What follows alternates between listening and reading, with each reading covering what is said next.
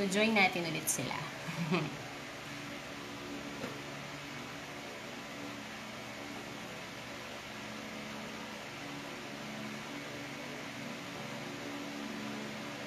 So, yan. Ito yung continuation ng cake kanina. So, nabalito ko na siya ng fondant, and then I did the quilt effect. Okay, for you to achieve the quilt effect, this one, it's a very easy tool, handy tool that you can have. Tapos, level mo lang siya. Kailangan naka-level talaga siya. Sorry. Ganyan, naka-level yung ilalim. Okay? Then, you press it lightly lang dun sa cake, ha? Huwag masyadong huwag masyadong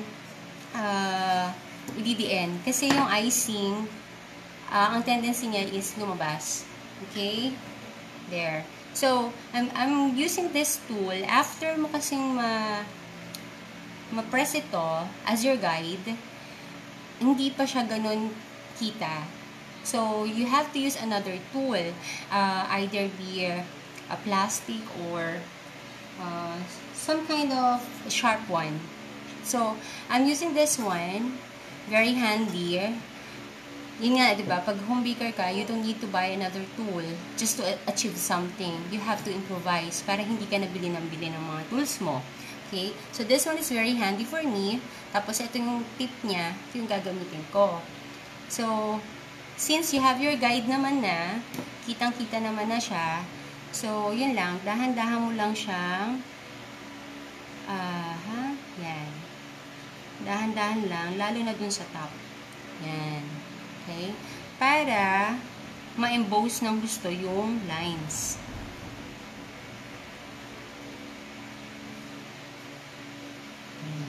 Okay? Just make sure na hindi ka pasmado, walang iistorbo sa'yo, walang tatapik sa'yo. Kasi mangyayari, magkakaroon ng uka yung cake mo masyado, no? And then, use your cake turntable as your guide para dire-diretso lang yung, oops. Okay, medyo tumabingil that part, no? But it's fine. Okay.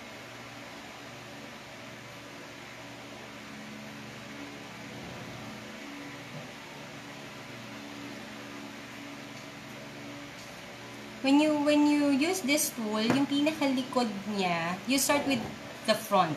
Okay? Kasi yung likod, hindi na siya sakto. Tingnan nyo ha, mamaya. After I finish this.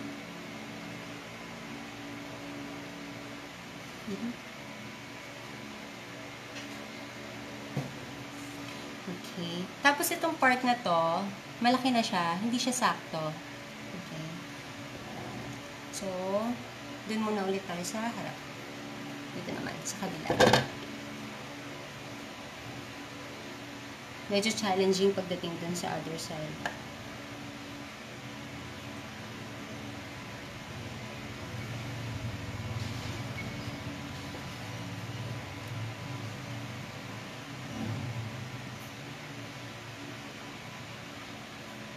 Oops.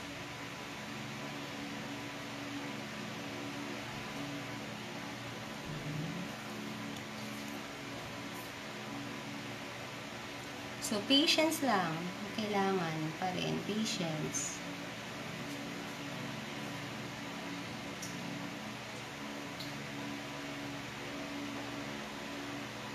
Yan. Yan. Okay.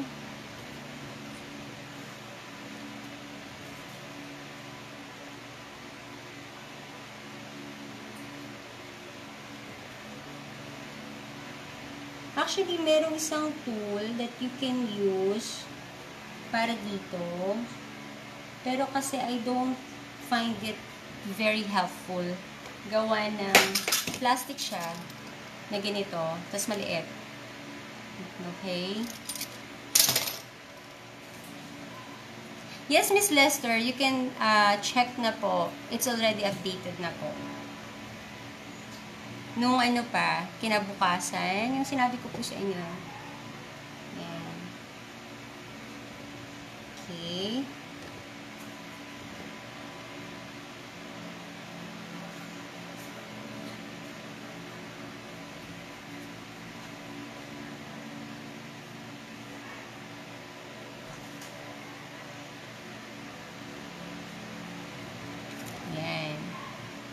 So, ganyan yung quilt effect.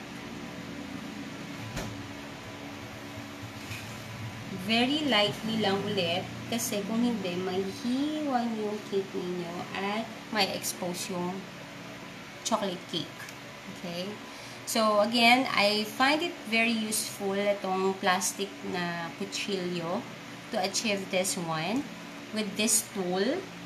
Tapos, para mas ma-emboss, ayan. So, I just follow the guide, yung line. And then, just be very patient. Tapos, walang i-istorbo sa inyo para at least you're focused in achieving this effect.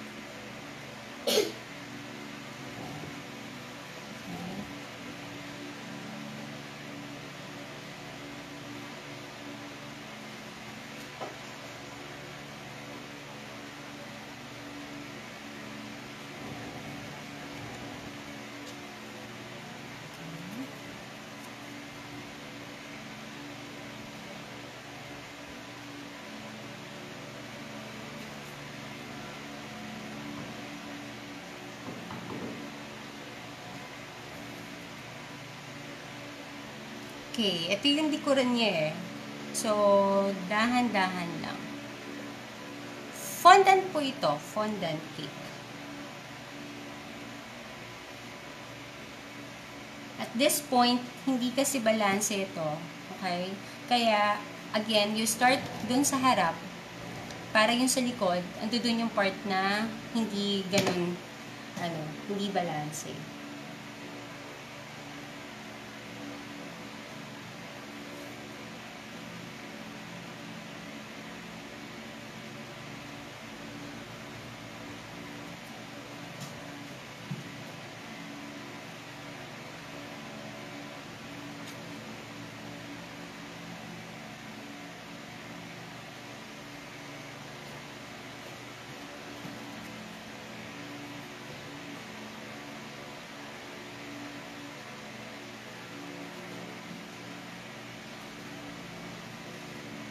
So, as much as I want na maging diamond pa rin yung likod niya, so, gagawa mo na lang siya ng paraan para hindi siya ganun ka-obvious na kulang na siya sa diamond.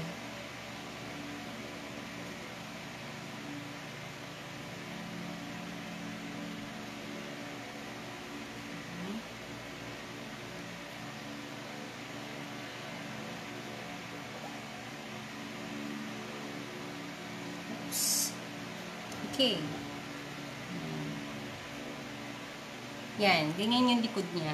Kasi nga, hindi siya balance this one. Okay? So, you try to make it clean. Para at least hindi naman obvious na parang may mali yata dun sa back part. Okay? You try to make it clean. Ayan. So, yan na yung quilt effect natin. Okay? If you ever made mistakes like medyo na-twisted yung line, you try to hide it by putting some of your designs, yung mga elements ng design mo for your cake. Tapos, yun, it would look perfect. You don't need to worry na nasira mo yung cake agad-agad. As decorators, yun po yung ating yun yung advantage natin. Lalo na kapag customize yung cake kasi you can make tapal the errors, diba? Yun. You can make it hide para hindi obvious na there's something wrong dun sa nagawa mo. Okay? So, what I will do next here is to put yung draggies.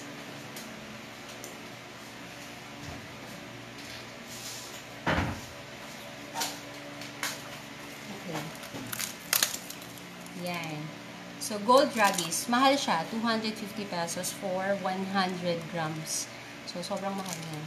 So, pag gumagawa ka, lalo na may kids at home, you have to make sure na hindi sila manggugulo kasi once natapon to, ouch, ang sayang. Sobrang sayang. Okay.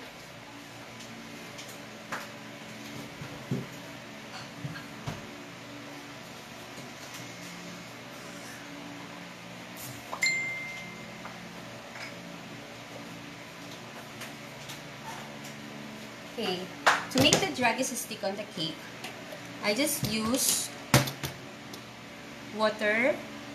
Okay, it could be warm but not cold. Huwag kang yung gagamit ng cold. Okay, warm or tap water, ganyan. Tapos use stylos.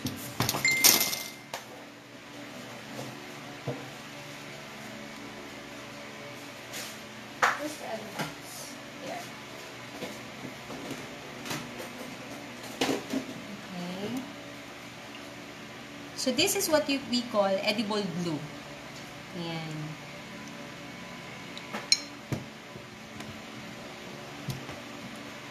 So, wala siyang exact measurement again. Okay? You just need to put high-lows, tapos mix-mix mo lang. Pag nakita mo medyo paste ng consistency niya, then you can use it for sticking of your designs. Okay, for the quilt cake and for you to make it easy to sabihin mo nang mag-stick yung dragis, you have to poke it. Ano yung poke? You have to make a hole. Okay?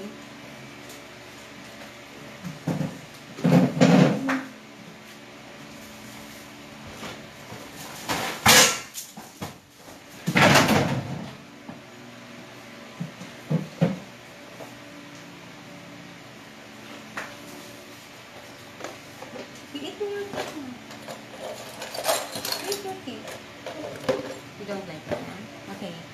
Ito. Okay. I use this one. Tapos, you do this. Para mas madaling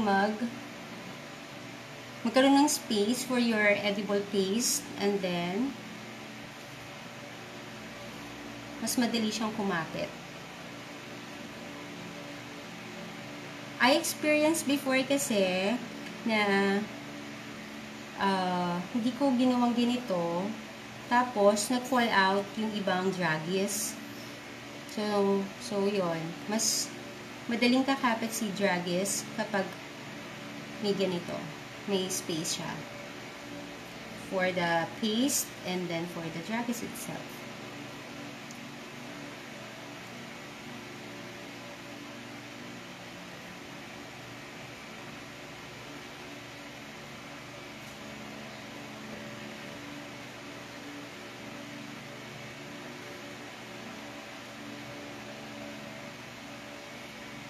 Wala tayong music eh. Hindi ko na naset ng music.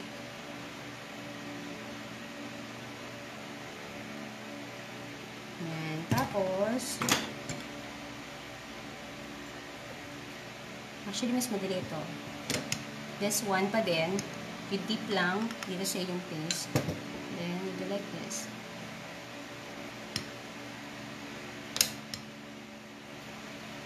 So, diretso na natin. Yan. So, make sure you have your hands cleaned before you do your cakes as always. Tapos, lalo na if you do fondant cakes, make sure na yung fingernails niyo hindi mahaba. Kasi mangyayari po dyan is mapopoke. Magkakaroon ng sometimes yung disgrasya, no? Magkakaroon ng fingernails yung inyong cake.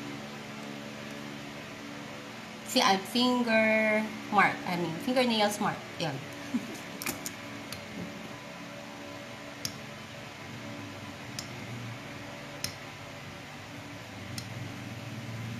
Yan. So, ganito lang po kadali yung pagkakaroon ng quilt effect.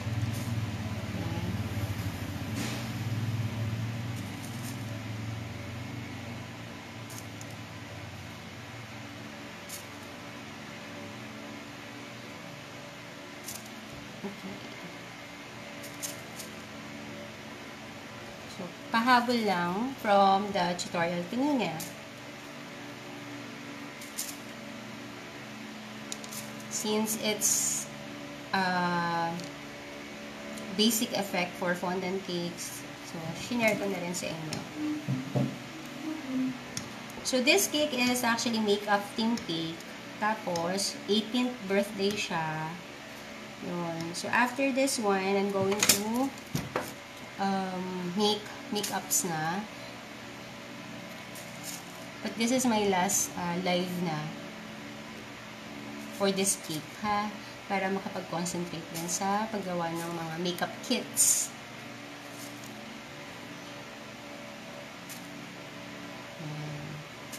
So, it's very easy, diba? If you want to have a very simple cake, yan, then you can make this kind of effect. It's very basic, tapos very presentable, catchy, attractive. Yan. So, again, this fondant is the marshmallow fondant, the recipe that I already shared. Okay, maraming klase ng fondant. There are fondant that it seems very stretchy, may mga ganyan. So, you try to discover kung saan ka, kung saan mo gamay. Okay? Kung saan recipe gamay yung paggawa mo. Do not put too much edible glue. It's better to use edible glue when you put draggies. Okay? Kasi mas kapit siya kesa yung water lang.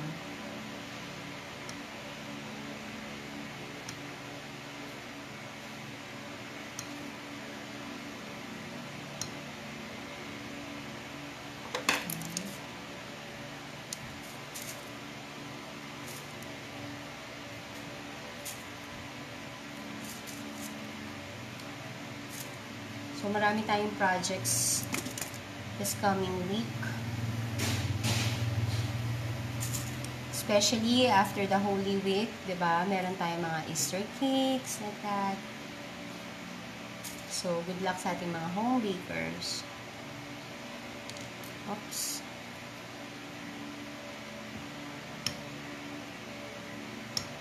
So, yung bottom part nito is lalagyan ko siya ng border. So, malapit na siya matapos.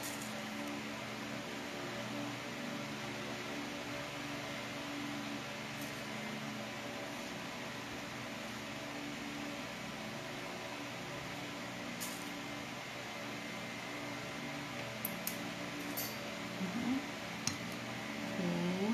We're almost there.